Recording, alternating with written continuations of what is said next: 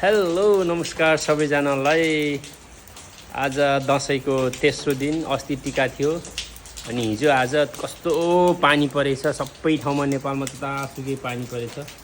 हाम्रोमा यस्तरी पानी परेछ। तपाईँहरूतिर कस्तो पानी परेछ भन्नुहोस् है। त्यो पानी परेर पनि मैले आज हाम्रो साला केटाहरूले तास खेल्ने भन्दैछ। दसैँमा अहिलेसम्म खेलेको थिएन, आज तास खेल्न जानु लाग्यो पानी परेर नि है गाइज। म त्यसकै देखाउँछु कस्तो हुँदैछ। ठ्याक्कै म मामा घर आइपुगेँ। यस्तो पानी परिरहेको छ। कहाँ गयो हाम्रो साला केटा? आइपुगेन छ हाम्रो विजय नै आइपुग्यो तास खेल्नलाई। हाम्रो साला केटाहरू सुरु भइसकेछ। खेलाडीहरू अब म पनि।